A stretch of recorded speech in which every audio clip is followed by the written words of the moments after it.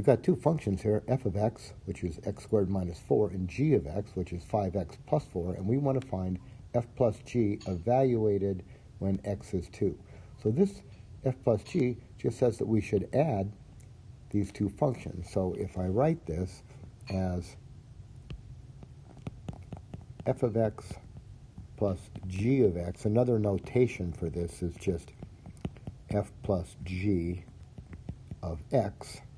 All right, now f plus g, I'm going to do it from up here. This is going to be x squared minus 4, right? There's the f, plus the g, which is 5x plus 4. All right, let's get rid of those parentheses. So we'll get x squared minus 4 plus 5x plus 4. These 4's are going to go out, and we're going to be left with x squared plus 5x. All right, so our function, f plus g of x is x squared plus 5x. Now, we're going to evaluate this at 2. All right, so what we're going to do is we're going to replace this x here with a 2. So if we replace that x with a 2, we'll replace all the x's with the 2. So this will be 2 squared plus 5 times 2. How about 4 plus 10? We end up with 14. We've got these two functions, f of x, x squared minus 11, and g of x, which is 2x plus 1, and we want to find f minus g, the difference of those functions, evaluated at negative 2. So what we've got here is f of x, which is x squared minus 11, and g of x, which is 2x plus 1. And what we want to do is find the difference. Actually, if we just do this, here's what we're going to have. We're going to have f of x minus g of x is equal to, I'll put parentheses to indicate which is which, x squared minus 11, and then minus the 2x plus 1. So let's remove the parentheses now. We'll get x squared minus 11 and send that minus sign through, minus 2x minus 1. Combine terms here, we'll get x squared minus 2x, and then that negative 11 minus 1 is minus 12. Right, now this right here, the f of x minus g of x, the shorthand notation for that is just f minus g of x. All right, so here is f minus g, and now let's evaluate it at, what, negative 2. So f minus g evaluated at negative 2. Now what I'm doing here is, down here in the bottom left, I'm replacing that x with a negative 2. So I'm going to replace all the x's with negative 2. So I'll put that negative 2 in for x. I'll put it in here and here. So we will get, now be careful with the negatives, we'll get negative 2 squared minus 2 times negative 2 minus 12. Negative 2 squared, negative 2 times negative 2 is 4. And then here's another plus 4, and then minus 12. So we're at 8 minus 12, so it looks like we're at negative 4.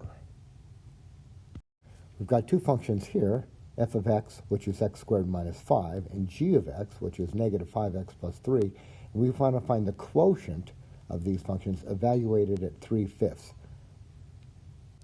So if we write these, we're going to have, all right, here's what we want, f of x divided by g of x.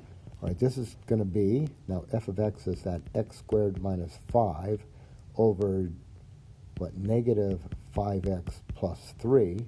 Now, a shorthand notation for this is just f over g of x. And not much we can do with this one. Let's just leave that. This will be x squared minus 5 over negative 5x over 5x plus 3. Got it. Now we want to evaluate this function here at 3/5, right? At 3/5. So I'm going to put a 3/5 in here, and then everywhere I see an x. So here, here, and here. So we will have f over g evaluated at 3/5, this is equal to, all right, put the 3/5 in the top, we'll get 3/5 squared minus 5 over negative 5 times, put the 3/5 there, plus 3. And now on the top, I'll do it up here on the right. On the top, we get 3/5 squared is 9 over 25 minus 5 over, now in the denominator, those 5's cancel. Oh, this is nice. Now what are we left with? Negative 3 plus 3, right? Negative 3 plus 3. So we get negative 3 plus 3. This is 0. So we have division by 0 here, so this is undefined. So we don't need to go any further. So this, what I'm going to say here is this.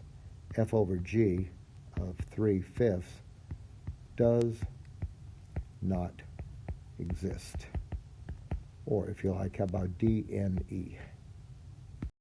Now we've got two functions that we're going to multiply together. So we've got this function here. Yep, this one. F of x, which is x squared minus 17, and g of x, which is that 5x plus 1. Let me make it look like a 5. And what we want to do is multiply them together. So we're going to get f of x times g of x. So it's going to be x squared minus 17 times 5x plus 1. Now a shorthand notation for this is just fg, right, or put a dot in there if you like, of x. And it is, now, I don't think I actually need to multiply these out. I think I can just substitute and then multiply with numbers at the end. So we want to evaluate this product at what, x up here, oh, negative 1/5. All right, so I'm going to put a negative 1/5 here, and then I'll put a negative 1/5 in here and here. So we will get fg of negative 1/5 equals, all right, we'll get a lot of parentheses here.